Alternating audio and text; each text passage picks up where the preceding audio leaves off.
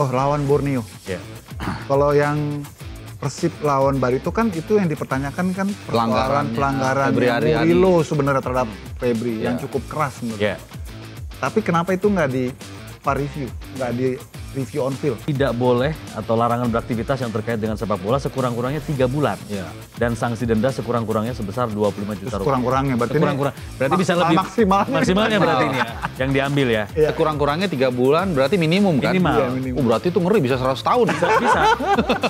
Cuman masa gini. Bisa seumur hidup loh. Bisa seumur hidup. Ayuri dipanggil lah isu-isu.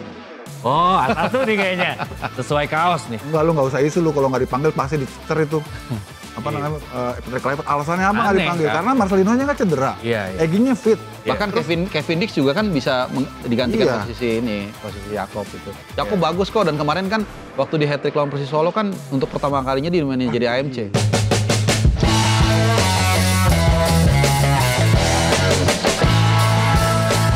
Ini Liga 1 udah mau kelar ya, tapi makin kesini makin ke ujung malah tambah rame, terutama soal wasit nih, makin kontroversial keputusannya. Waduh. Kalau nggak rame bukan Indonesia namanya. Itu dia. Jadi kalau nggak rame bukan Indonesia. Iya, kalau memang sebetulnya dengan adanya VAR ini kita sih udah patut bersyukur ya. Di musim penuh ini ada VAR. Pada awal sampai mungkin 2/3 perjalanan lah ya, kelihatannya it's okay gitu. Smooth lah. Kalau ada plus minus, kontroversi dikit-dikit oke lah, wajar lah gitu ya. Tapi ini sepertiga akhir ini kan selalu ya. Ada ataupun tanpa VAR ternyata persoalannya sama. Tendensinya sama gitu ya. Walaupun bahkan sebagian udah pakai wasit asing juga. Kemarin beberapa wasit asing udah turun juga di partai-partai penting. Tapi kecurigaan-kecurigaan ya ini kan. Pada ya. Ya kayak kentut lah. Baunya kecium tapi bentuknya nggak ada gitu ya. Cuma tetap kita harus kasih apresiasi lah sama keinginannya PSSI dan juga komite wasit yang memang ingin di laga-laga penting itu pakai wasit-wasit asing. Ya, paling nggak willingness-nya ada gitu. Tapi tetap ternyata pada faktanya, ntar harapan nyambung aja ya. Pada faktanya VAR itu nggak menjamin semua keputusan itu menyenangkan semua pihak. Ya kan? Mungkin yang paling kalau menyenangkan semua pihak jual es krim ya. Atau jadi badut ya. Itu yang secara umum terjadi sekarang gitu. Tapi kalau gue juga ngelihat tetap apapun itu dalam berbagai aspek, termasuk tadi yang Bang Yuke katakan soal adanya VAR ini tetap main behind the gun sih. Iya. Ya VAR itu kan benda mati. Alat ya. Instrumen. Tetap orang itu yang atau SDM itu yang harus diperbaiki gitu. Walaupun sebenarnya udah ada juga kan aturan-aturan yang mengikuti seperti lead to red card, itu lihat VAR. Terus gol nggak gol, offside nggak offside dan sebagainya. Tapi kan untuk memutuskan bahwa wasit ini harus ke VAR atau enggak, review atau enggak kan juga itu satu ini tersendiri. Sama kedua mungkin kalau gue lihat ya, ini agak sedikit random, agak menarik juga tuh kalau kayak di Copa America kalau nggak salah Bang Yuki ya, kalau misalnya VAR review itu diumumin. Iya. Ini mungkin menjadi edukasi juga buat kita, lebih clear gitu loh. Jadi benar yang gue setuju bahwa kita edukasi senang. Dan transparansi. Kita senang dengan adanya VAR, cuman kalau istilah gue tuh kayak anak kecil, rewel, ya supaya diem dikasih tab mainan atau VAR. Ini yang rewel siapa nih? Mancing-mancing bahaya juga nih. Harus ya jelas rewel dong. semua harus jelas kan? Semua stakeholder yang pengen sepak bola kita bagus. Penonton juga, pemilik klub juga, pemain juga gitu. Oke, tapi ngomong main behind the gun tadi, emang masih belum cukup cakep ya? Kan udah sempat ada training. Ya faktanya seperti itu ya. Jadi kita kan dihadirkan dalam setiap pertandingan Liga 1 itu VAR ya. Dan wasit-wasit yang memimpin itu selalu ketika mereka ragu dengan sebuah keputusan ataupun juga ada call dari panel, maka dia akan menghentikan pertandingan untuk mereview. Benar. Yang sebenarnya yang hangat kan kemarin Fadli ya. Kejadian Persib lawan Barito. Terus pas gua siaran itu ya, Madura lawan kemarin itu gue lupa tuh. Nah itu lawan Borneo. Kalau yang Persib lawan Barito kan itu yang dipertanyakan kan pelanggaran Murilo sebenarnya terhadap Febri yang cukup keras menurut gue. Tapi kenapa itu nggak di VAR review, nggak di review on field? Sementara yang penyerang Persib Ciro kartu merah. Itu kan manuvernya kan cepet kan? Dan langsung dia review on field. Kan? Kenapa dalam situasi yang ataupun juga case yang sama, yang satu di review on field, yang satu tidak di review on field. Ada treatment yang beda ya? Itu dia. Yang kedua, ini pas gue yang siaran. Jadi pertanyaan juga, ketika... Jadi ngena banget tuh ya? Ngena, karena gue ngalamin. Madura lawan Borneo, itu Borneo pertama dapat penalti, wasit tiup penalti, ya kan? Kalau wasit tiup balon ulang tahun. Nah, terus review on field seperti biasa kan, kalau penalti kan pasti review on field. Kalau misalnya meragukan gitu penaltinya keputusan wasit, di review, oh itu jelas banget, patonya diving, patonya kuning dong. Fair, gue bilang fair, emang diulang-ulang emang itu dia diving, memanfaatkan dia penetrasi, terus dia dideketin, dia lompat gitu. Wasit berarti membatalkan keputusannya. Nah di adegan dan drama yang sama, Andi Irfan di kubu Madura melakukan situasi yang serupa. Tapi nggak di review on field, langsung tunjuk penalti. Itu rame. Dan saat itu Madura posisinya tertinggal. Dan kan jadi bau-baunya kan, sepertinya nih habis penalti, dia bisa gol, skenario-nya nih ya, terus imbang, dapat poin kan. Jadi orang pada curiga gitu dong. Curiga gitu, ya kan. Ini kan gue cuman bercerita alurnya aja ya, bener enggaknya kontroversi, ya udahlah kalian sendiri nilai lah. Kalau gue saat itu jadi komentator, gue lihat itu ada perbedaan treatment. Nah begitu penalti itu nggak masuk, karena lulinnya juga udah deg-degan, itu detik terakhir, di blok dong. Pasti nervous dong. Sama Nadio di blok, bola ke tengah, prit abis. Oke. Yang Barito sama Persib, itu harusnya sejujurnya kalau kita ngikutin alur pertandingan tanpa ada ini itu injury time segala macam itu Barito menang. Tapi tiba-tiba Yuswanto itu bunuh diri. Jadinya imbang satu. Seolah-olah kayaknya kan gitu-gitu. Yang kayak itu tuh memang nggak bisa dihindari, suara-suara miring gitu. Karena kok sepertinya kok ya gitu-gitulah. Tapi kan karena ini kejadiannya hampir terus terulang, apalagi di akhir musim. Di ujung. Di lap terakhir nih. Di awal-awal sebenarnya agak lumayan. Itu dia gue bilang, dari sepertiga sampai 2/3 tuh oke gitu. Terutama soal-soal offside, apa segala macam tuh udah hampir nggak kelihatan lah. Tapi entah mengapa, di sepertiga terakhir, terutama di tim-tim yang sedang struggling. Struggling di papan partai-partai bawah. krusial ya, Partai-partai di atas atau di bawah ya. Tiba-tiba ada keajaiban-keajaiban gitu. Berarti masuk daftar ini baru, 7 keajaiban dunia baru. Ini kayaknya ke-8 sih. 8 ya. Iya. Berarti ini isunya sebenarnya kalau di wasit, lebih ke ketelitian, entah itu karena sama ini, kalian atau integritas. Sama ini Fadli, pertama itu soal ketelitian, integritas yes ya. Karena kan tadi dikatakan oleh Arfa, ujung-ujungnya wasit juga nentuin. Dia mau review on field atau enggak, wasit juga yang nentuin. Benar. Yang kedua, jumlah kamera untuk VR. Angle-nya sedikit. Oh, ini berapa yang dipakai? Gue nggak tahu tuh, pokoknya. Cuma nggak selengkap kalau kita lihat di Eropa lah. Paling 2-3 gitu kali ya. Idealnya berapa sih? Wah itu bisa 4 atau 8. Lebih kayaknya ya. Puluhan deh. Dan itu macam-macam kameranya, ultra zoom. Kemarin aja kita kan baru bawain Coppa Italia final kan. Kan lu sendiri kan yang bilang 30 kamera lebih kan. Oh iya. Ya tapi itu di luar VR ya. Di luar VR. Kan. Artinya ya memang banyak PR yang harus dilakukan, baik dari wasit itu sendiri maupun juga perangkat. Dan kalau bicara tadi sedikit soal wasit, kekurang telitian dari wasit dengan keputusan-keputusan yang kurang, kan ada 2 persoalan nih. Satu, apakah karena wasitnya kurang capable atau ada faktor yang lain. Nah, ini kan dua-duanya juga perlu pembenahan kan. Benar. Yang paling ngeri yang sebenarnya yang kedua nih. Ya kalau kurang, misalnya dia kurang kemampuan, mungkin tinggal diajarin, disekolahin. Apalagi kita udah kerjasama sama Jepang, ada instruktur wasit kan. Harusnya permasalahan itu tereliminasi lah atau berkurang gitu. Ya itu yang kita nggak tahu ya, karena kalau soal pelatih gue lihat sudah agak lumayan nih keperhatian PSSI ya dengan menerapkan standar yang tinggi, APRO di mana-mana. Tapi kok wasit kayaknya nih belum. Ya mungkin harus lebih ditingkatkan lagi supaya mereka juga bisa memanfaatkan teknologi yang sudah dihadirkan yang gue rasa nggak murah ya, nggak 1-2 miliar untuk menghadirkan VAR itu. Puluhan miliar loh. Puluhan ya. Vietnam atau Filipina ya waktu itu mereka awal-awal VAR aja 50 miliaran. Dan itu standar kameranya masih jumlahnya masih limit batas bawahnya gitu, bukan yang... Soalnya itu yang gue perhatiin terus karena gue sering siaran Liga 1, itu jumlah kamera VAR-nya minim. Jadi ada satu angle di mana yang harusnya ada pengambilan yang lebih kelihatan gitu, ketutup. Berarti kan ini masih kurang atau enggak misalnya tabrakannya gitu, nggak kelihatan. Sudut-sudutnya kan termasuk yang Ciro itu kan dia ketutup sama pergerakan lawan, karena dia begini kan. Kalau agresif nggak, menurut gue ya itu natural karena dia harus melindungi, memprotek dia punya body juga kan. Emang kesannya kan karena VAR itu kalau di slow mo terkesan itu agresif, dramatis. Iya. Kayak Messi Doro. Dia cuma tak gitu doang. Karena di slow-mo, di review on field seolah kayak kayak gitu tuh. Apalagi merah. Apalagi kadang-kadang pemain bingung, kok merah gitu. Iya, benar juga ya. Karena kalau di slow-mo itu jadi dramatis. Apalagi ditambahin skor musik kan. Horor jadi. Jadi merah. Tapi gue agak ada usulan random sebenarnya. Dan ini sebenarnya udah diterapkan di bulu tangkis. Challenge. Iya. Gue nggak tahu ini kita kan seperti kata bapak produser kita kan ngalir aja kan. Jadi feel free aja. Iya, kenapa nggak dibikin challenge gitu? Jadi kayak tadi misalnya Bang Yuke bilang ada satu peristiwa yang lu kok nggak review on field nih pelanggarannya nih. Coba lu lihat gitu. Mungkin bisa dites satu pertandingan satu. Jadi lu punya jatah ya. Jatah kalau memang benar-benar ada di bagian yang krusial. Itu gitu. Trial and error ya. Satu aja dulu gitu. Satu aja. Jadi jangan hanya wasit yang bisa memutuskan bahwa ada something yang wrong.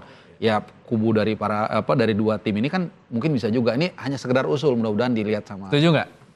Kalau sekarang sih menurut gue udah terlalu banyak ya pertandingan berhenti karena itu. Nah, memang kalau tambah lagi sama Harpa minta makin banyak berhenti pertandingan. Iya, memang itu juga salah satu kendala sih. Dulu tuh kalau siaran makin panjang. Bayarannya sama. Iya, itu dia kan. Tapi emang dulu tuh gue inget banget ya. Dulu gue tuh salah satu orang yang sangat setuju diterapkan video replay zaman dulu. Iya. Gue sama kebetulan di tempat ini juga nih sama Mas Titis bilang nggak perlu gitu kan, nggak seru pertandingannya. Pada akhirnya memang gue setuju juga, ada nggak serunya juga ya, Bung. Jadi nggak spontan. Jadi nggak manusiawi. Jadi nggak manusiawi, walaupun orang kan, nggak humanis maksudnya. Iya. Walaupun memang secara keputusan pasti akan lebih akurat, cuman itu benar-benar ngeganggu ritme. Jadi kalau kita ngomong seperti itu tuh bukan ngikut-ngikut, tapi memang ini kan udah jelas. Kadang-kadang kan offside kita lihat ya. Sebenarnya kalau setengah meter, gue pernah jadi hakim garis juga soalnya. Gitu ya? Ya walaupun ditarkam. Jadi itu gagah. Kebut tuh istilahnya. Itu nggak gampang. Lu ngambil keputusan di saat yang sama. Nah cuman karena sekarang dimanja dengan ada VAR. Jadi kalau 30 cm, 40 cm lo offside, diemin dulu kan biasanya gitu kan. Padahal sebenarnya kalau memang dia firm, dia yakin, tajam, langsung angkat selesai cepet pertandingan. Gitu. Jadi ya gitulah ada plus minusnya. Apalagi benar juga sih kalau ditambah challenge, kelemahannya itu. Kelemahannya lebih lama. Sekarang aja injury time bisa 7, 9 gitu kan. Pertandingan banyak berhenti, nggak efektif. Jadi ya kalau gue sih lebih pertama SDM-nya itu pasti harus ditingkatkan dan diperbanyak jumlahnya. Karena Liga 2 kan musim depan juga mau VAR full. Benar. Dan ini sekedar info aja, saat ini tuh sedang berlangsung proses pelatihan selama sebulan lebih. Training ya? Di training di Asiop Training Ground di Sentul. Itu untuk wasit-wasit Liga 2 tuh? Untuk menciptakan wasit-wasit baru juga kan, supaya knowledge mereka tentang pemahaman VAR itu lebih baik lah. Nah itu kan artinya dari sisi PSSI sendiri yang terkait langsung dengan penyiapan kebijakan dan juga SDM sudah bekerja baik nih. Nah sekarang tinggal tekanannya di LIB nih. Nah, karena dia kan operator, kalau PSSI kan cuma regulator. Tapi kan penerapannya segala macam kan masuknya udah ke LIB. Ini bagaimana menciptakan SDM yang baik, meningkatkan kualitas misalnya dari sudut pandang kamera, jumlah kamera, karena itu kalau kita lagi ngambil garis nih mahal juga loh kalau misalnya. Ya sekarang udah tuntutan zaman, gimana sampai harga yang harus dibayar. Iya, tadi dikatakan sama Harpa dulu kan kayaknya orang ada yang banyak yang nggak perlu lah pakai video review gitu. Tapi ternyata dipakai juga. Karena nggak bisa melawan tuntutan zaman. Dan tuntutan competitiveness itu mendorong supaya ada keterlibatan teknologi karena manusia punya keterbatasan. Betul. Dulu gue masih ingat komentar Colina tuh ketika dicecar tentang kepemimpinan wasit, dia bilang kami cuma punya 2 mata, kalian punya 22 kamera. Mana mungkin kami melawan itu? Dan ada replay slow motion. Makanya kalau akhirnya dari situ kan muncul kemudian VAR. Makanya kalau gue lagi bawain juga play by play. Sombong. Bang Yuke juga sama tadi. Dari tadi bilang gue siaran Liga 1 terus gitu ya. Jadi kadang-kadang nih ada satu peristiwa offside atau nggak offside di replay slow motion. Memang salah keputusan wasit. Tapi kalau tipis main wajar lah. Gitu. Nah kadang-kadang. Jadi memang kita kadang-kadang butuh drama itu kan di lapangan. Gitu. Memang itulah. Butuh bumbu-bumbu kayak gitu juga. Menariknya sepak bola memang. Kalau ada VAR dari dulu nggak akan ada gol tangan Tuhan Maradona. Iya, nggak ada golnya itu juga. Itu bukan tangan Tuhan. Tangan setan. Sebagian Tuhan nggak menyuruh lu untuk.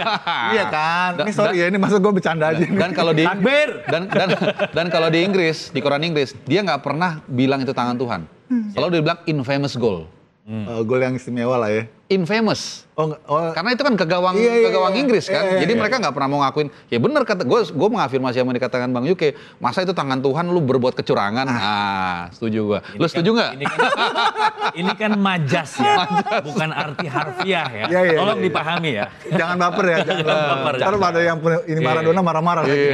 Oke. Nah ini juga ada beberapa keputusan, ada beberapa keputusan wasit ya yang kontroversial. Kemudian juga ada keputusan sanksi misalnya yang ini juga kontroversial, termasuk diantaranya adalah Ciro Alves yang akhirnya nggak bisa main di sisa pertandingan Persib di musim ini.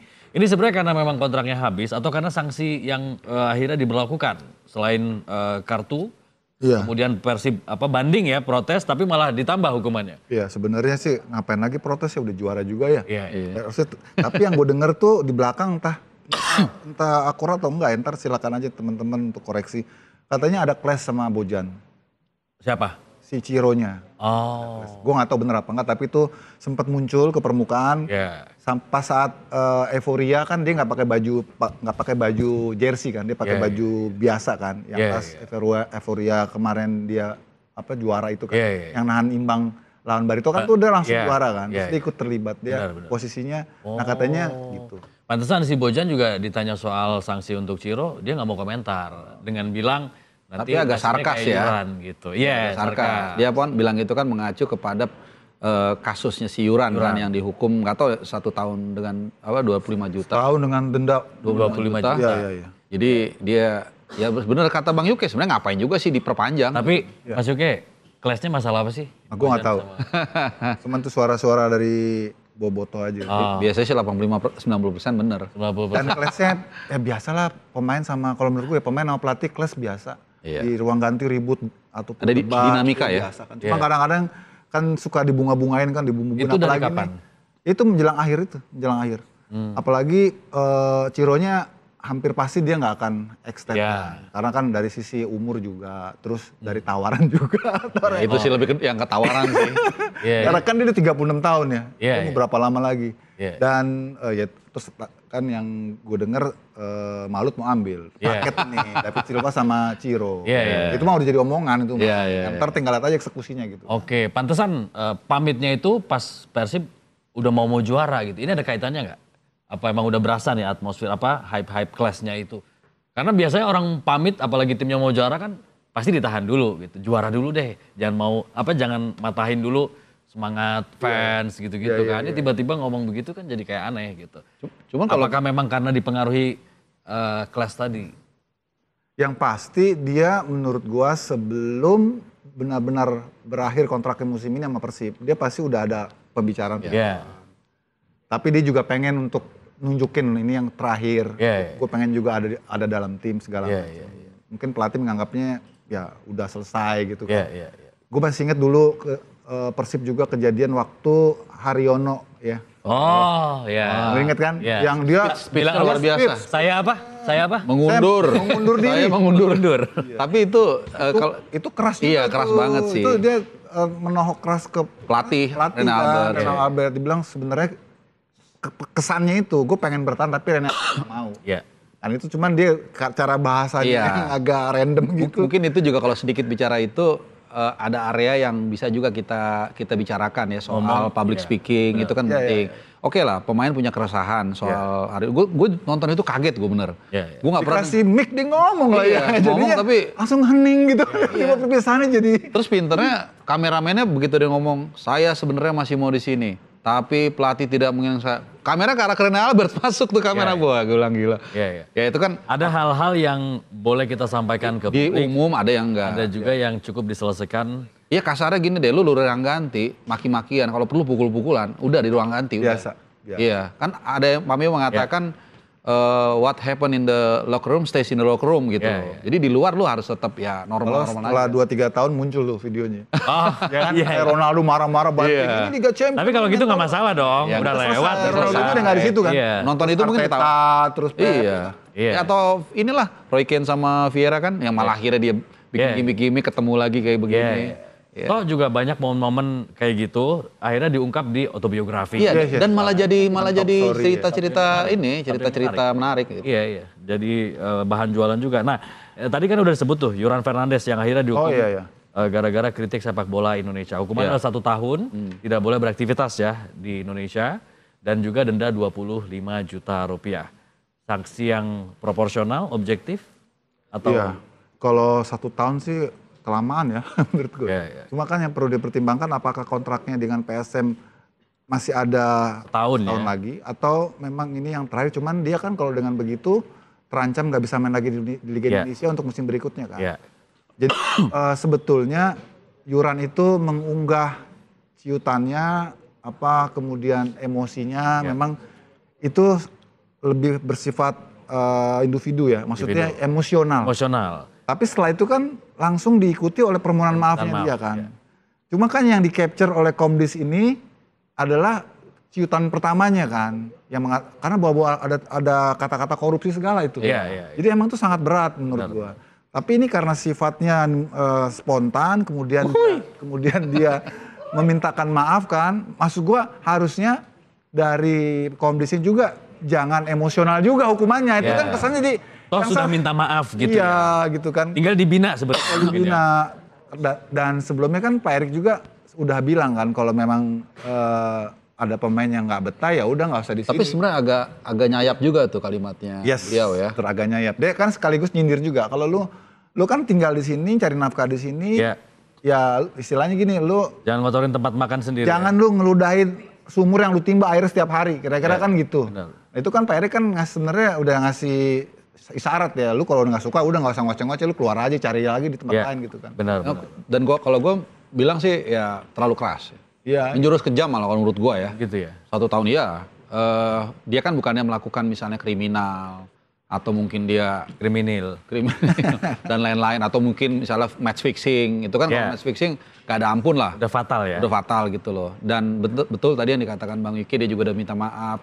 Cuman yang gue sorotin juga ada 2 statement yang berlawanan terkait regulasi dari dari federasi lah. Di awal-awal dikatakan bahwa dalam tanda kutip seperti menyuruh lah PT LIB untuk memberikan hukuman yang keras gitu kan. Tapi terakhir kemudian dikatakan bahwa itu bukan domainnya mereka begitu loh. Ini kan juga mesti diperjelas. Tapi ya udahlah, kalau menurut gue sih kita sempat off air juga ngobrol ya, kalau memang ada apa yang disampaikan panggil orangnya. Bro jangan begitulah, kalau memang ada yang kurang ngomong ke kita. Ya udah lu gue denda, sanksi kode etik kalau di DPR mungkin ya seperti itu ya. Karena memang lu juga harusnya nyampeinnya lebih baik lagi. Oke, tapi yang nggak perlu katakan mungkin ada benernya juga nih gitu. Paling seperti itu lah. Kalau dulu sih itu Harpa, Fadli kalau dulu ya, biasanya kalau pemain-pemain yang berkasus itu dipanggil dulu, sidang dulu. Sidang dulu ya. Mungkin karena nih pertandingannya maraton kali ya, nggak ada waktu manggil ya, jadinya akhirnya udah berdasarkan fakta digital. Tapi ini kalau nggak salah ya, masuknya pelanggaran dari Yoran itu pasal 59 ayat 2 Jungto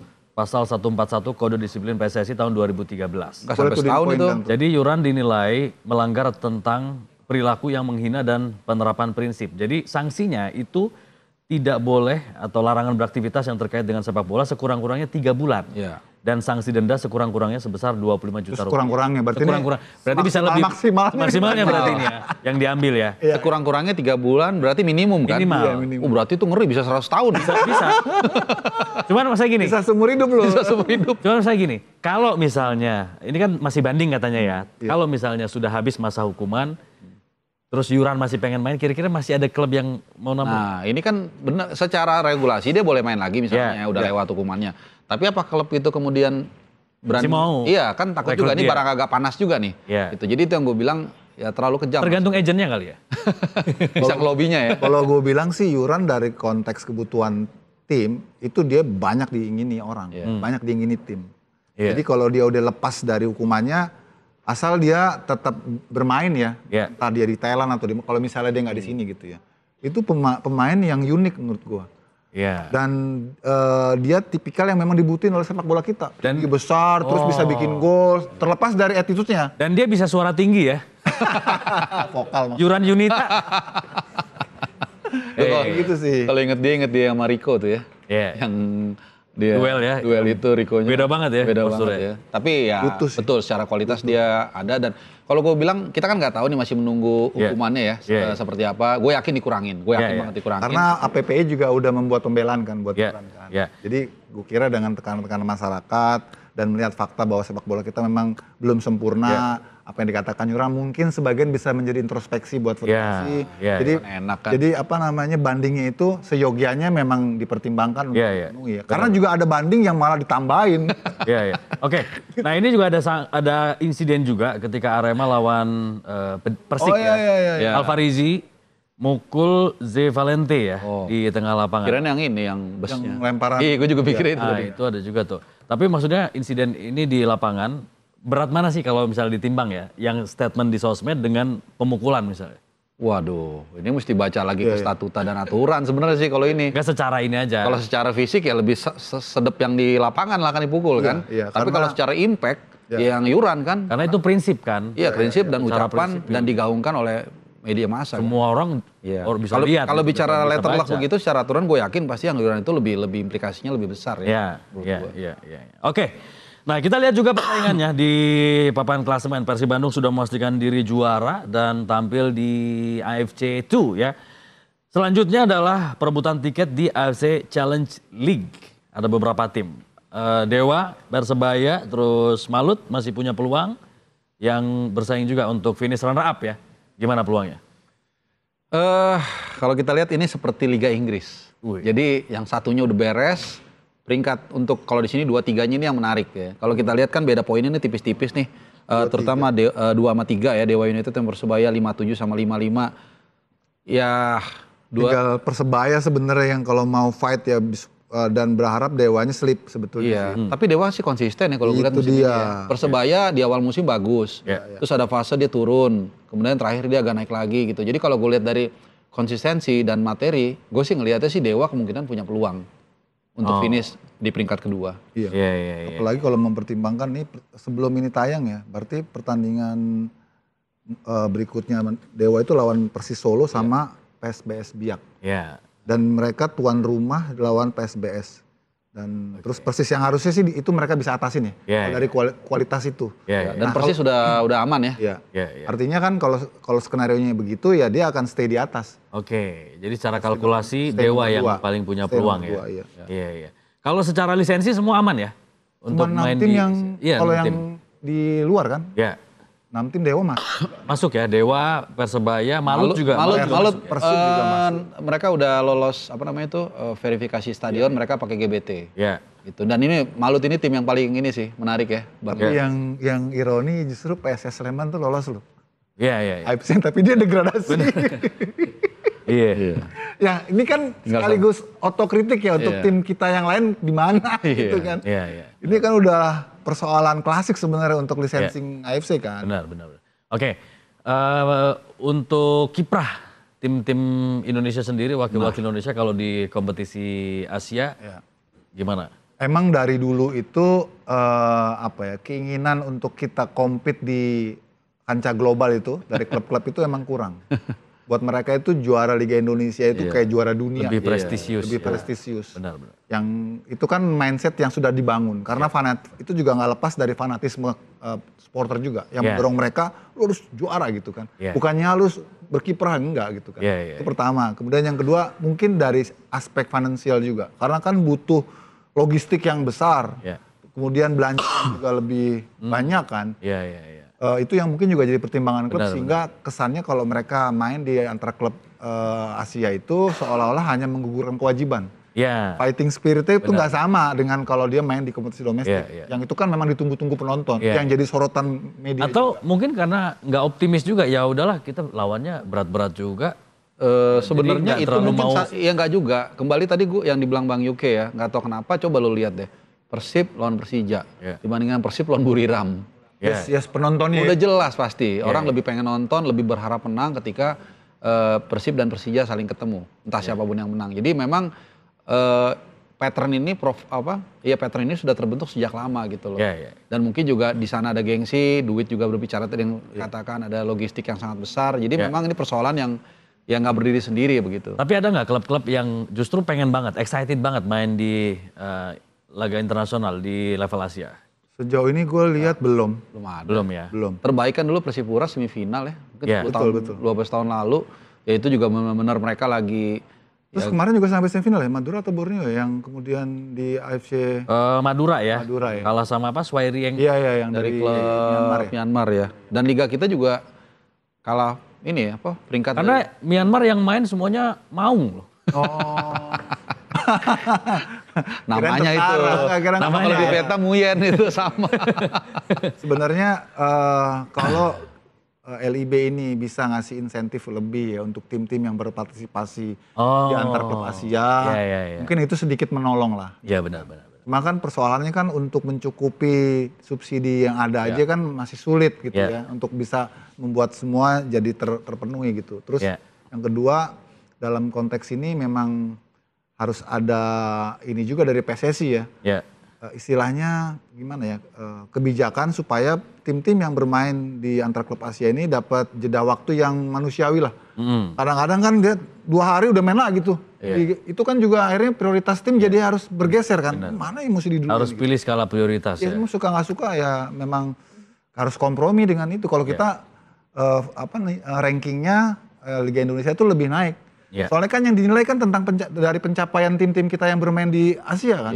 Bukan lihat dari competitiveness-nya di liga domestik ya kan. Itu kan nggak diukur sama AFC. Nah kalau sepanjang itu yang dijadikan benchmark, kita nggak selamanya akan selalu di bawah Kamboja. Ya kayak seperti Liga Champions kan. Iya gitu. Nah, semakin banyak tim yang lolos, wakili datanya semakin banyak gitu. Ya selama kita memang nggak pernah punya perhatian lebih, keseriusan di situ ya memang kita akan gitu-gitu doang. Jadi emang perlu keseriusan PSSI, emang kuncinya di PSSI ya. Karena mereka kan regulator ya. Ya harus disupport ya harus klub-klub disupport, ini ya. mungkin juga mereka menjalin komunikasi dengan AFC, solusinya seperti apa. Karena kalau kita lihat tim-tim di luar Indonesia, Jepang, negara-negara Jazirah Arab, mereka kan serius kan menanggapi ini gitu loh. Masalahnya juga ekonomi kita juga, Fadli. Kalau klub-klub kita itu kan untuk buat ngidupin satu musim aja udah megap-megap.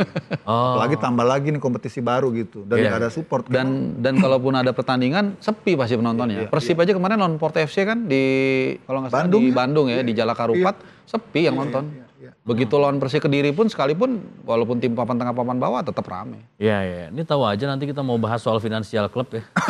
Langsung Karena udah masih ke situ. Tapi nanti ya. Kita lihat juga di papan bawah nih PSIS sudah degradasi. Selanjutnya tim mana aja? Masih ada PSS, Barito, ada Semen Padang. Meskipun sudah keluar ya dari zona merah tapi kan belum aman ya. Iya, Semen Padang masih lawan Kediri dan lawan Arema. Lumayan juga nih. Dia lawan Kediri di Semen Padang mungkin dia bisa ya, tapi lawan Arema nih belum tahu juga. Cuman kan dua-duanya kan udah nggak ada tujuan lagi nih si Kediri sama Arema ya. Jadi kita nggak ngerti seperti apa nih yang apakah mereka bisa memanfaatkan ini, karena kalau kita lihat Semen Padang kan baru masuk gigi 5 di terakhir-terakhir ini ya, dengan segala. Kemarin dia tahan Persebaya ya? Tahan Persebaya. Menang sama Persija. Menang sama Persija. Ya mungkin karena bonusnya gede-gede juga. Karena tas kreseknya penuh. Tas kreseknya. Coba lihat bener ya, ada. Harus dicek dulu ya. Harus dicek dulu.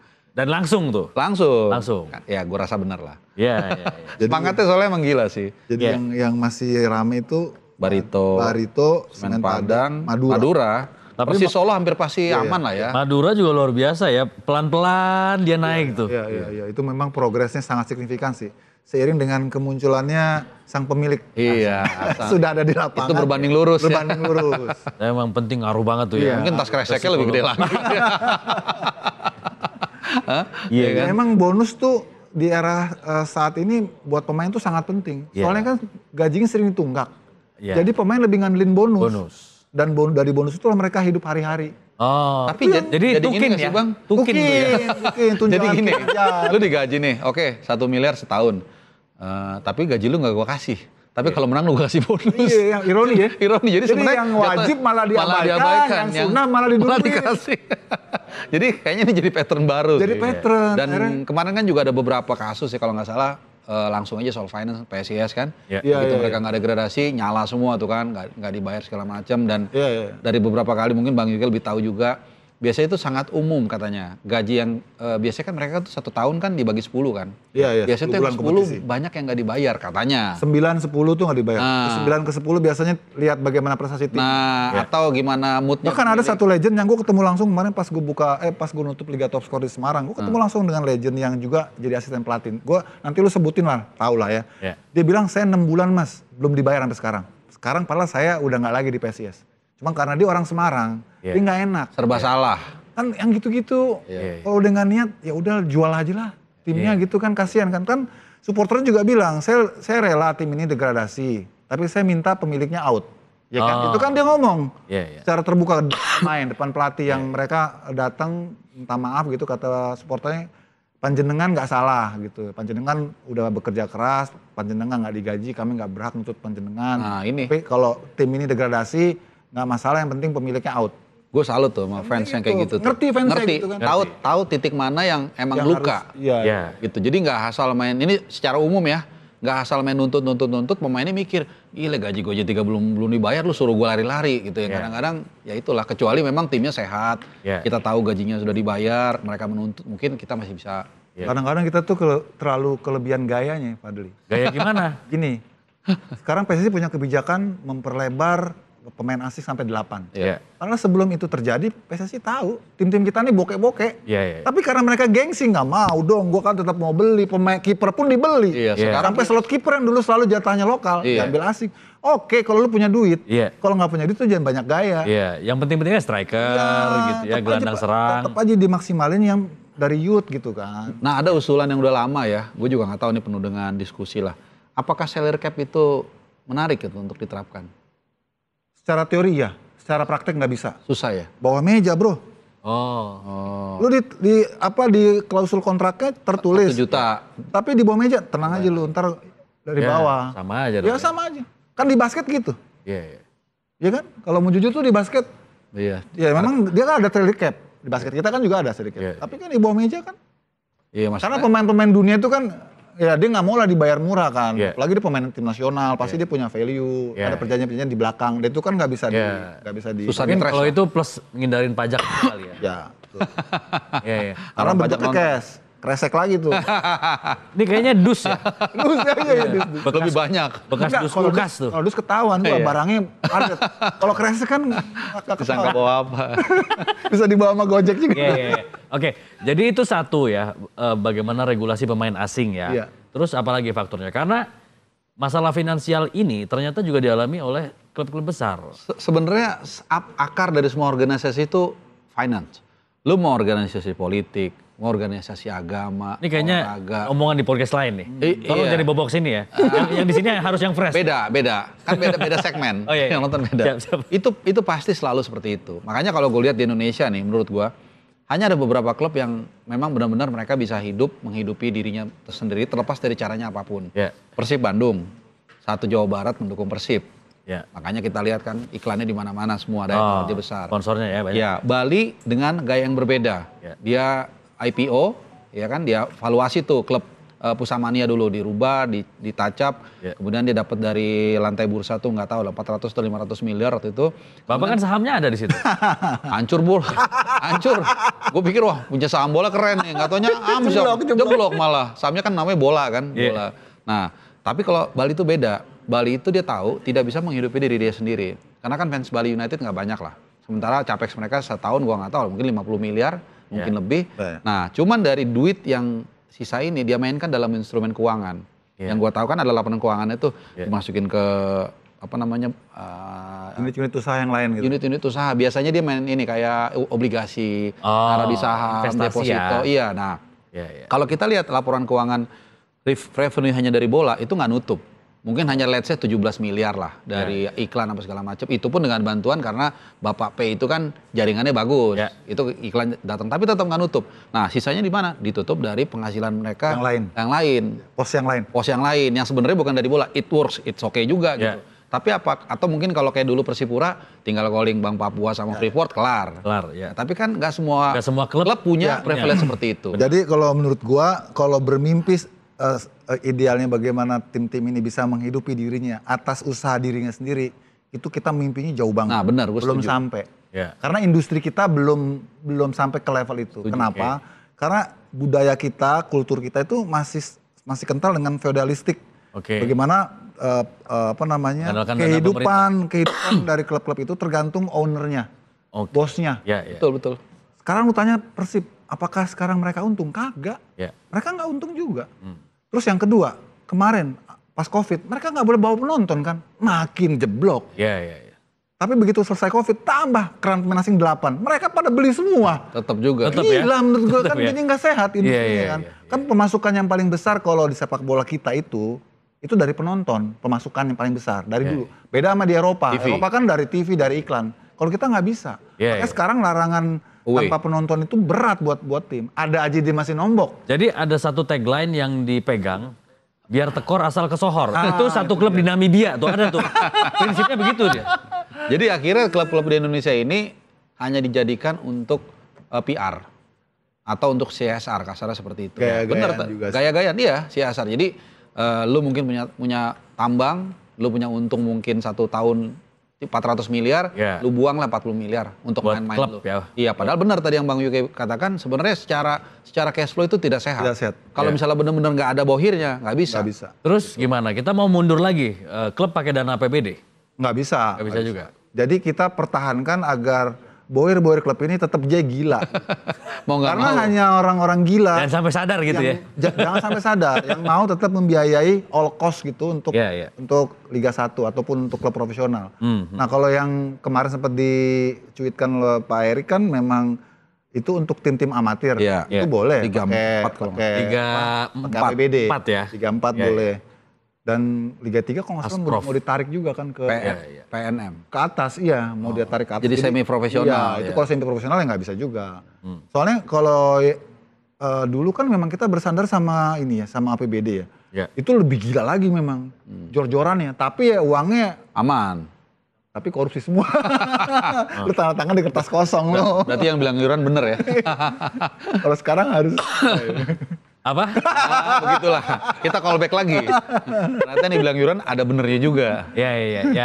Yang pasti mudah-mudahan sih ini menjadi bahan evaluasi dan introspeksi aja ya. Masalah bener atau enggaknya ya. Karena ini kan harapan kita ya sebagai insan pecinta sepak bola atau mungkin semua stakeholder sepak bola, kita menginginkan sepak bola kita yang lebih baik, lebih sehat dan lebih maju dan lebih aman. Lebih aman. Lupa tuh. Itu kemarin kejadian lagi yang lemparan Persik itu kan sama Arema. Kita udah nonton bola udah lama, menurut gue tetap gue nggak yakin lebih penting bola daripada nyawa. Gue tetap lebih penting nyawa kalau gue. Ya. Oke. Kita geser ke persiapan timnas Indonesia nanti akan menghadapi China di pertandingan selanjutnya dalam kualifikasi Piala Dunia 2026 zona Asia yang akan berlangsung di BK tanggal 5 Juni. Persiapannya gimana nih? Ada TC ya di Bali? TC 26 Mei. 26 Mei sampai belum jelas sih. Tapi sampai menjelang pertandingan lah. 1 atau 2 lah mereka. Kita kan home dulu kan? Iya home dulu. Tanggal 4 kan official training pasti. Jadi mungkin paling lambat dia harus ada di Jakarta tanggal 3 awal atau Juni. 2. Iya awal Juni. Jadi sekitar 5-6 hari lah mereka di Bali. TC ini kan penting ya. Kita memang butuh TC karena semenjak Coach Pat dan jajaran datang. Belum sempat ada TC, tapi bisa nggak semua pemain kumpul? Nggak bisa juga gitu. Kemungkinan nggak bisa, cuman mayoritas bisa. Gitu. Kalau jadi profil persiapan tim nasional kita saat menghadapi Australia, Bahrain dan sekarang itu agak berbeda. Kalau waktu itu tight schedule tuh, H-5, H-4, H-3 kurang lebih mereka gabrukan datang. Kalau sekarang nih udah ada yang selesai dari bulan lalu, ada yang baru selesai awal bulan, ada yang 2 minggu lalu, ada yang mungkin akan bermain sampai tanggal 31 Mei, Emil Laudero, kalau dia promosi playoff-nya sampai dengan final. Martin Paes juga masih ada jadwal sampai. Martin Paes nggak main ya? Iya nggak main. Oke. Playoff ya? Ya, Sandy Walsh di Jepang. Enggak, kalau Martin Paes sama si Marcelino kan nggak main. Jadi nggak ada masalah, nggak main. Oke.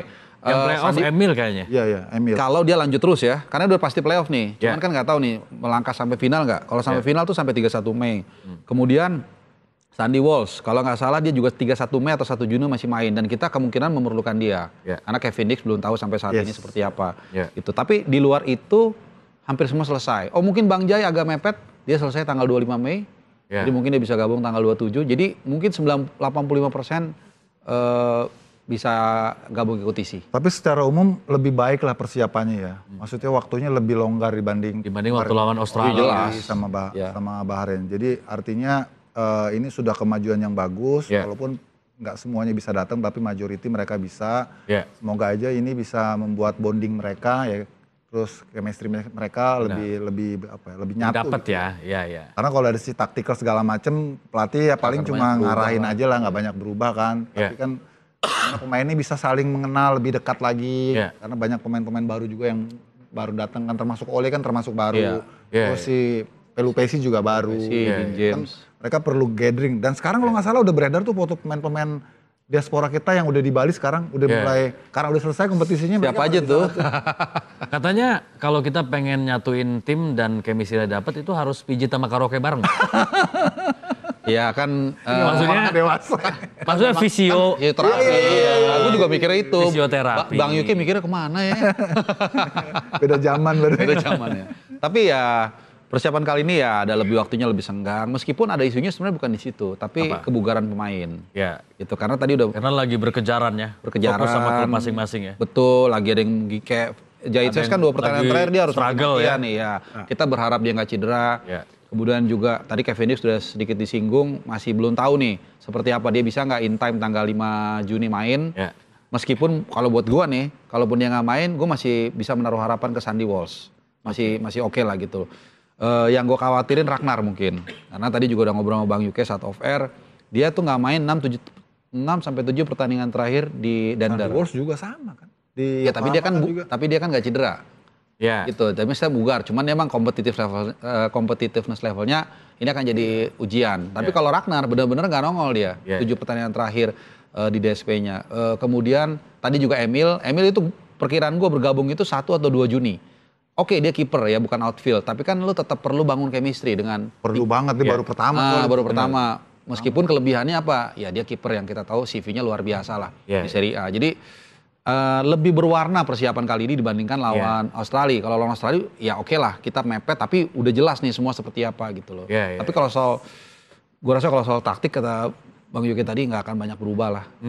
Nggak ada waktu lagi untuk berubah. Untuk mengganti pos-pos yang ditinggal sama pemain inti yang absen. Itu wajib. Misalnya Marcelino, kira-kira yang cocok ganti. Egy, Yakob, Sayuri.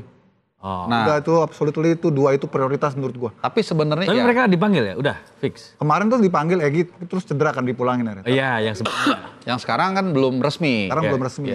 Tapi pasti kalau nggak dipanggil banyak pertanyaan pasti itu. Benar. Karena mereka di liga juga lagi on liga. Fire. Baik Egy maupun juga Yakob kan juga memang di urutan teratas top scorer lokal kan. Benar. Sayuri dipanggil lah isu-isunya. Oh, satu nih kayaknya. Sesuai kaos nih. Enggak, lu nggak usah isu lu, kalau nggak dipanggil pasti dicecer itu. Apa namanya, Patrick Kluivert, alasannya apa nggak dipanggil? Kan? Karena Marcelino-nya nggak cedera, Egy-nya fit. Bahkan Kevin Dix juga kan bisa digantikan posisi Yakob itu. Yakob bagus kok, dan kemarin kan waktu di hat-trick lawan Persis Solo kan untuk pertama kalinya dia dimainin jadi AMC. Iya, gue kan ngomong sama Coach Imran kan, dan itu ternyata dia udah ngeliat potensi itu. Dan begitu dia dimainin, bukan hanya dia bisa cetak 3 gol loh, tapi cara dia ngepres, cara dia ngarin bola itu bagus banget. Jadi area untuk mengganti, kalau Martin pas kita aklamasi lah Emil yang gantiin. Nah kalau untuk menggantikan sama lu menariknya center back itu 3-3-nya itu mau diganti nggak? Kalau gue bilang sih enggak. Iya, nah itu kan yang sempat rame kan. Masa Mes dicadangin, nah gitu-gitu kan. Iya, tapi kan kalau kita lihat ya dalam sejarahnya kan pelatih kan harus berani mengambil keputusan yang nggak populer asal bisa dipertanggungjawabkan. Tapi kan dia bilang mainnya nggak sepenuh hati. Nah itu dia tuh, ntar nyerang ke dia aja. Kalau gue sih, gue gini nganggapnya, ketika kita, netizen kita, masyarakat kita minta bahwa pemain-pemain diaspora ini diperlakukan sama dengan pemain-pemain WNI asli, maksudnya mereka juga diberikan ruang yang lebih besar untuk bisa membela negara, itu oke. Tapi di saat mereka udah dalam satu tim, perlakuan yang sama juga harus berlaku untuk pemain-pemain domestik kita. Ketika pemain domestik kita itu on form, dan pemain-pemain diaspora ini ternyata tidak dalam skema yang bagus untuk masuk, ya dia harus bersaing. Harus juga sejajar, setara. Jangan, ini value-nya mahal loh, angka transfernya segini loh, masa dia cadangan? Ya masa gitu. Itulah salah satu kemampuan yang harus dimiliki oleh pelatih untuk menetralisir kayak gitu. Kalau kita lihat kan sejarahnya kan banyak pelatih mengambil keputusan yang gak populer, tapi berhasil kan. 98 Prancis, Ami Jacks nggak bawa Cantona. Kemudian Raul Gonzalez 2008 nggak bawa Raul Gonzalez juara Euro. Bahkan terakhir nggak usah jauh-jauh. Raul Lemos? Bukan, itu mah jauh beda. Oh beda ya? Itu waktu Prancis juara 2018 kan nggak ada Benzema kan. Kenapa? Karena pelatih mungkin ada pertimbangan tertentu. Baik secara permainan maupun juga secara keharmonisan. Mungkin kalau dibawa pemain ini, ya dia mungkin bikin masalah. Contoh umum aja ya. Atau ya gue nggak cocok aja.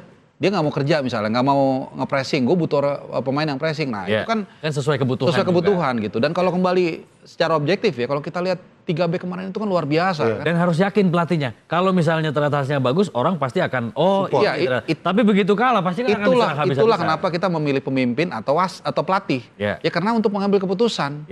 Jadi you decide to divide. Nggak mungkin setiap keputusan itu memuaskan semua pihak. Benar. Tapi once itu sudah terjadi. Itu ujian sih memang Arfa. Iya. Ujiannya itu begitu kita kemarin fail di Australia, babak belur dengan komposisi back yang nggak seperti yang kita harapkan. Terus kita change totally di belakangnya gitu ya. Ternyata luar biasa, excellent performanya. Nah berikutnya seperti nanti lawan Cina, apakah Patrick berani mengubah komposisi yang sudah baik menurut kita semua dan hasilnya memang konkret. Karena ada pemain yang datang lagi atau pemain yang lama itu mau masuk lagi karena dia value-nya tinggi misalnya. Itu ujian tuh. Dan yang kita hadapi ini Cina, bukannya Arab Saudi yang lebih superior. Yang artinya di atas kertas kita juga harusnya bisa menang sama Cina. Benar. Cuman menariknya gini Bang. Kalau kita lihat di round 3 kecuali lawan Jepang, setiap kita dominan, kita kalah. Itu jadi memang tim ini sejak era Sintayong sama sampai sekarang memang diciptakan untuk counter press. Jadi defend counter plus dengan formasi komposisi yang udah ada. Itu kita sepertinya tahu mesti ngapain gitu. Lawan Australia kita apa kurang dominannya kan?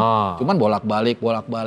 Kemudian lawan China di Qingdao kita bertahan begitu tinggi sama kebobolannya kan 2 kali karena kita terlalu tinggi gitu. Benar yang tadi dikatakan. Jadi ini gimana nih? Kita punya kesempatan untuk mendominasi lawan.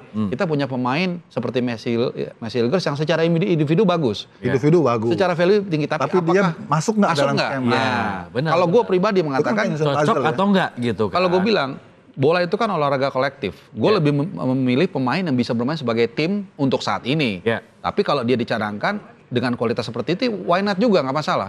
Nah, tapi berani nggak dia melakukan itu? Betul. Nah, ini ada 2 kepala nih kalau gue lihat di ruang ganti, ada Alex Pastoor, ada Patrick Kluivert. Nah, kalau menurut gue, kalau Alex Pastoor yang mengambil keputusan, dia akan mempertahankan 3 back yang udah ada. Menurut gue. Karena kalau kita lihat di Australia ini analisa gue, itu kemauannya Patrick Kluivert tuh mereka main total football. Cara mainnya, komposisi pemainnya. Karena gini, Alex Pastoor dalam beberapa tahun terakhir itu sangat pragmatis. Baik ketika dia membawa promosi Almer City dan bertahan di Eredivisie, baik waktu dia bawa Sparta Rotterdam promosi, itu bermain sangat pragmatis. Dan hasilnya bagus. Hasilnya compete dengan tim yang seperti itu. Makanya waktu di Australia main offense, ini bukan Alex Pastoor nih. Nah mungkin setelah fail, mereka ngobrol. Bro, kayaknya berat nih bro kalau kita main begini nih. Kita coba cara gua lah, bertahan. Oke bos, siap bos. Tapi ya memang Indonesia itu dari dulu nggak bisa disuruh pegang bola karena sering loss. Bukan style. Karena semakin banyak lu pegang bola, semakin besar kemungkinan lu hilang bola. Bahkan sampai yang di usia muda sekarang nih, gue kemarin ngobrol sama timnas usia muda, sama pelatihnya, sama coach Tommy juga. Pantesan masuknya awet muda ya, karena membina anak-anak muda terus. Gitu. Dari usia itu aja udah kelihatan kita kalau disuruh pegang bola, sepak bola possession, nguasain permainan, malah lebih sering gagalnya. Kagok ya. Karena anak-anak ini apa yang jadi masalah? Kulturnya mungkin. Dari awal memang kita lebih ngandelin kecepatan, bukan permainan. Karena kita lebih ngandelin speed. Kalau lu main possession, lu harus smart, pemain lu harus pinter-pinter.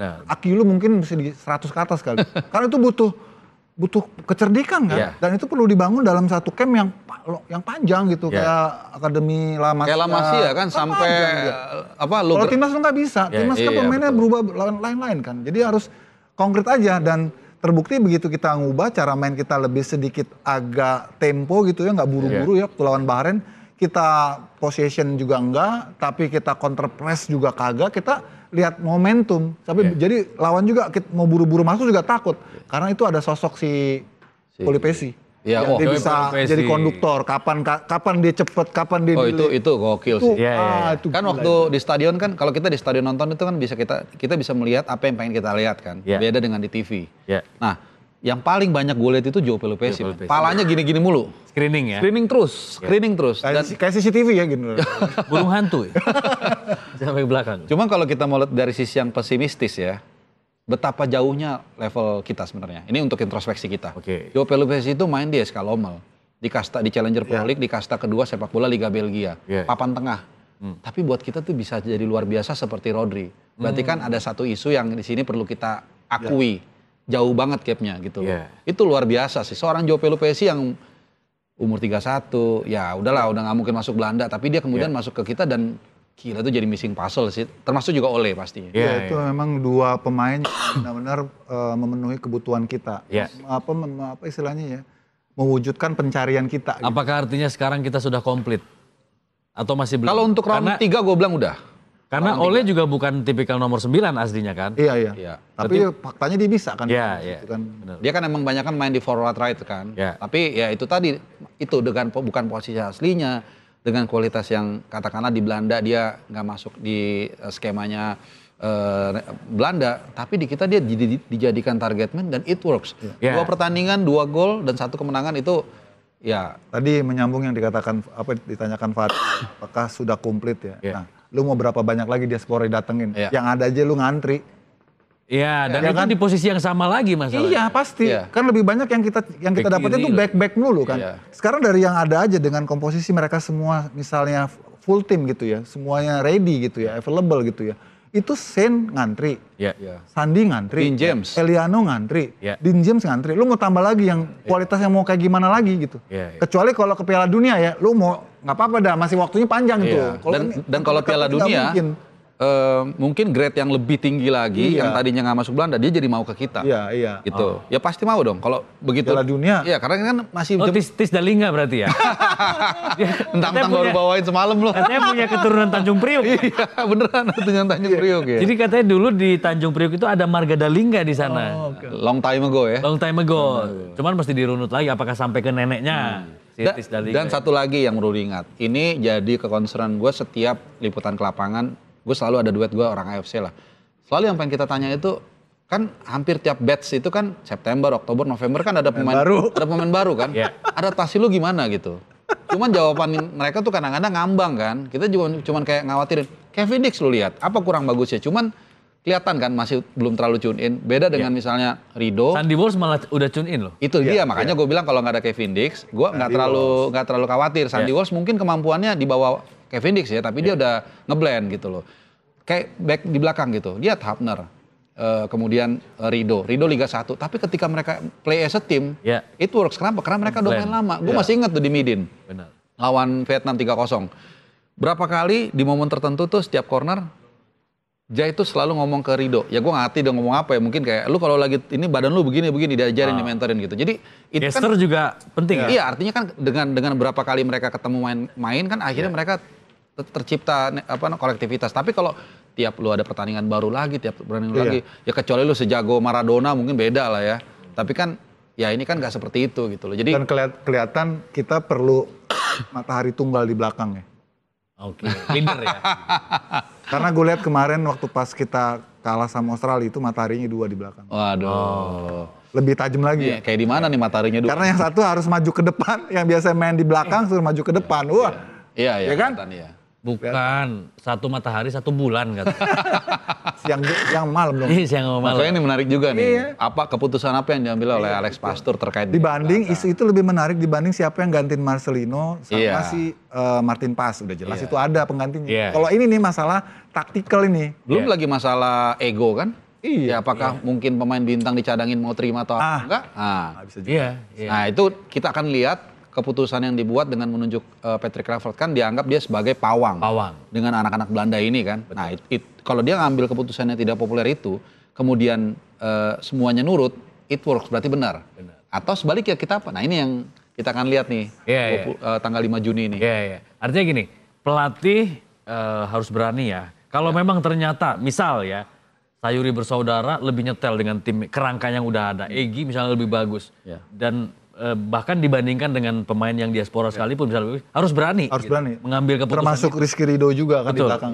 Harus berani. Tadi kan seperti gue bilang Fadli bahwa kita harus melakukan setara. Iya. Jangan mentang-mentang ini pemain domestik bermainnya di Liga 1 terus menjadi inferior. Jangan. Jangan lu underrate pemain-pemain itu gitu loh. Termasuk juga pemain-pemain diaspora yang datangkan dengan CV yang besar tapi nggak otomatis lu dapat jaminan tempat kalau lu nggak bisa ngeblend sama tim. Benar. Kita harus setara, kita harus fair gitu. Karena sekarang terbukti ketika pemain-pemain lokal kita juga bisa step up, mereka bisa main bonding kok sama pemain diaspora yang ada yang pengalamannya lebih tinggi, lebih banyak gitu. Jadi no problem menurut gua gitu sih. Begitu. Harus gitu sih. Benar. Jadi memang harus proporsional juga dan objektif. Objektif, betul. Supaya klop lah, saling melengkapi lah materi pemain yang dimiliki oleh timnas. Kapan sih pengumuman pemanggilannya, ada info nggak? Ya sebentar lagi paling. Ini dia nih, kalau ini tahu dia. Dia soalnya dia nguntit di belakang. Sebentar lagi, nggak lama lagi. Cuman biasanya kayak gini-gini tuh mereka udah dikasih tahu. Udah tanya orang imigrasi nggak? Nanti ketahuan metodenya, jangan itu rahasia. Tapi gue rasa sih kalau pemanggilan pemain, gue rasa ya 85% sama lah. Gue rasa sama, mungkin. Ada pemain baru? Pemain baru bisa jadi ada, tapi 1-2. Salah satunya kan yang agak menarik nih, Safruddin Tahar tuh sempat ditanya juga tuh sama Patrick Kluivert, Bang. Walaupun cuma ditanya doang, waktu mereka nonton berapa waktu lalu lawan Borneo gitu loh. Cuman ya itu hanya mungkin layar ke-4 atau layar ke-5 lah. Tapi sisanya gue rasa sama lah.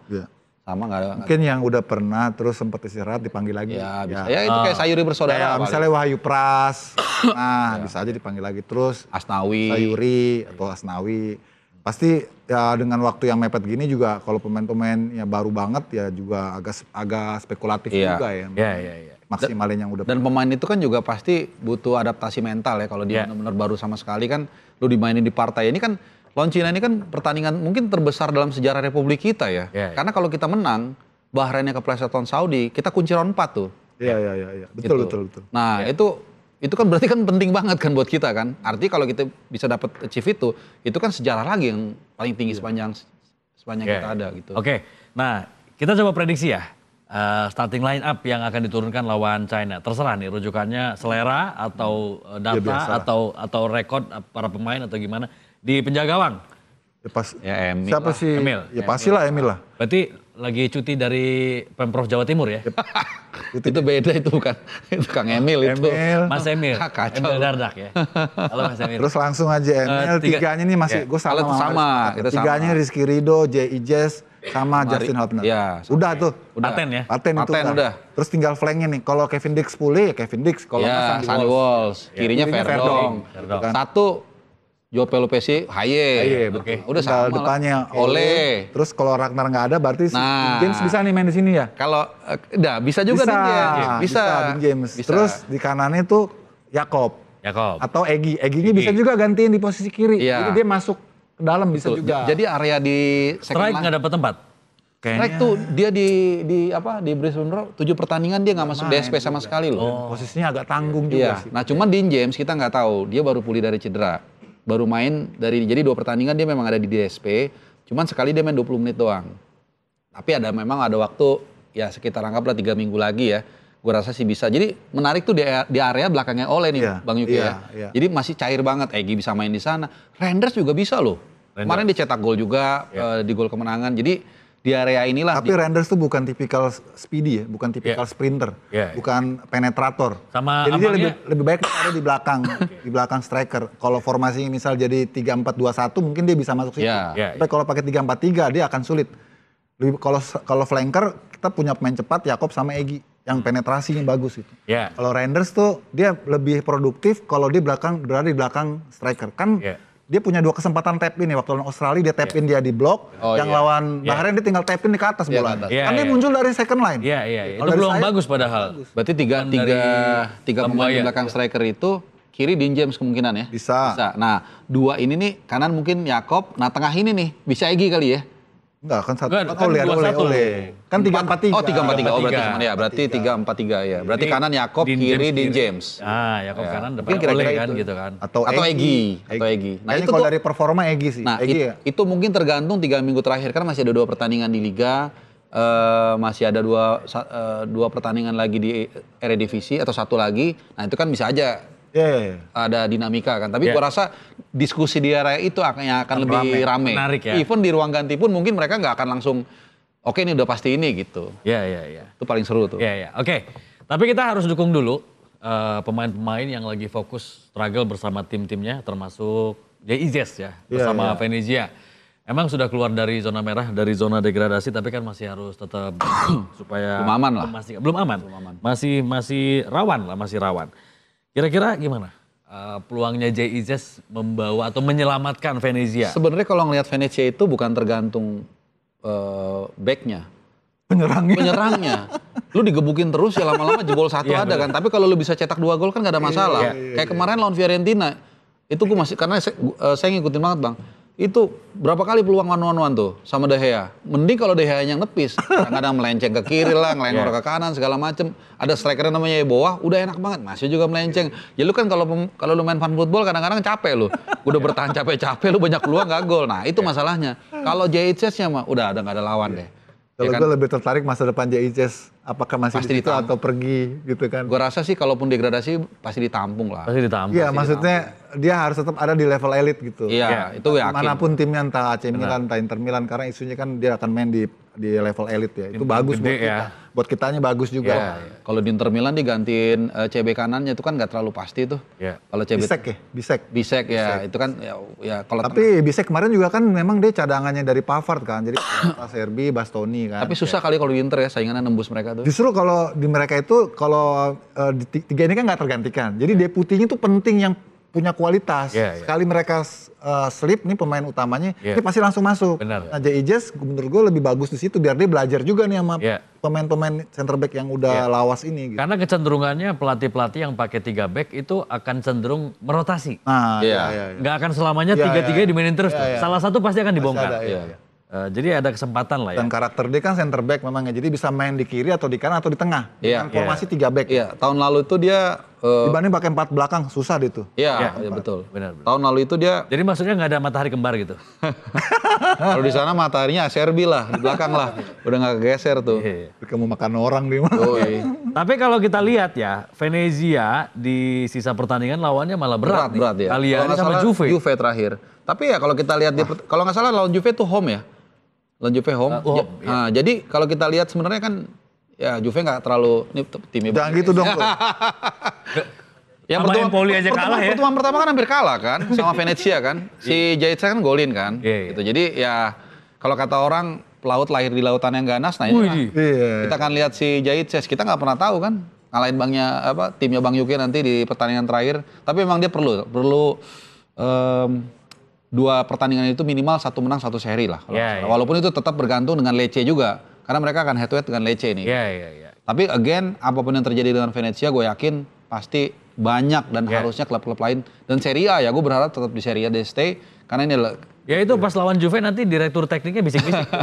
Udah lo di sini aja. Kayaknya kalau berharap bisa dapat poin dari Juve agak berat ya. Bisa Bang, kan pertemuan pertama aja Iya, maksud gue konteksnya sekarang Juve-nya juga lagi berburu tiket ke Liga Champions. Sekarang kan nomor 4 dia. Pasti dia juga akan fight bener. Kan mainnya di Juve kan. Mainnya di 4 besar tuh, rame tuh ya. Inter, Milan, Napoli, Inter, Roma, Atalanta, Juventus. Di bawahnya ada Lazio. Jadi ya JIZES apapun yang terjadi pokoknya harus bertahan di Serie A. Karena kan sedikit juaranya siapa? Inter apa? Oh itu sih kayak Napoli sih. Kalau Conte kalau udah di karena Serie Inter A, gue proyeksikan dia di Champion. Iya. Oh jadi nggak ada juara baru nih?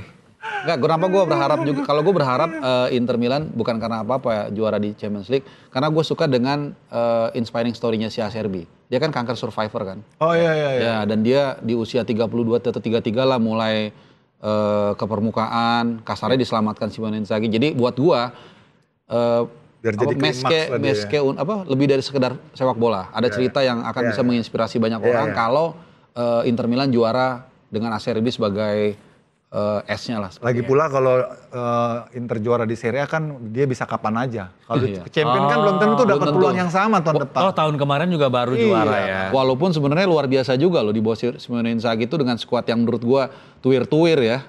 Acerbi 37, terus kalau nggak salah Mkhitaryan 36 ya. Jangan Sommer 3 pokoknya udah tuir-tuir lah. 3 tahun 2 kali final tuh menurut gue luar biasa. Keren ya. Luar biasa. Iya benar. Dan Inzaghi Brother juga lagi keren nih. Ada dari Inzaghi musim depan. Bisa kan lolos kan. Iya benar. Nah ini juga pertanyaannya, Emil Audero bersama klubnya apakah bisa membawa Palermo untuk bisa naik? Wah itu ya bisa sih, bisa tapi berat karena perjalanannya kan dia sekarang harus main dulu nih sekali. Nah kalau menang nanti masuk semifinal. Playoff semifinal ya? Semifinal. Jadi ada 3 sampai 4 anak tangga yang harus dilalui. Dibilang mungkin ya mungkin aja, cuman gak gampang. Dan itu mainnya home and away ya? Semifinalnya home and away. Iya, itu karena urutan dia kan urutan kalau nggak salah 8 ya. Jadi dia harus main dari awal dulu ke semifinal, baru final tuh 2 kali. Gitu. Jadi ada 4 anak tangga lah yang harus dilalui. Gitu. Panjang ya perjalanannya. Agak berat. Berat ya. Cuman kalau kita mau doanya jelek ya, dia langsung gugur di awal. biar bisa diisi kembali. Itu. Makanya gue selalu kalau lagi nge-review tuh, aduh ini kita mau ngarepin apa ya?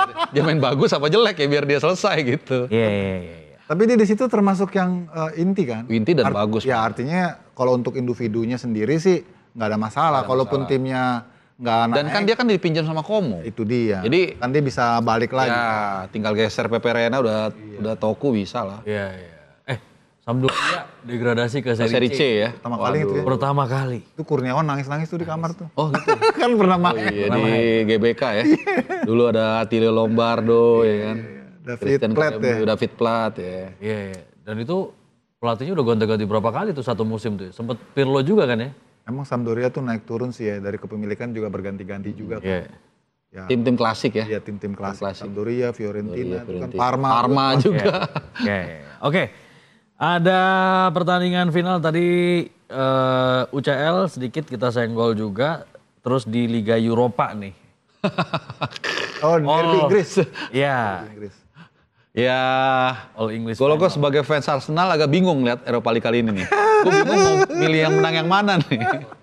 Kalau Spurs menang, waduh dia tim London Utara pertama yang dapat trofi Eropa kan.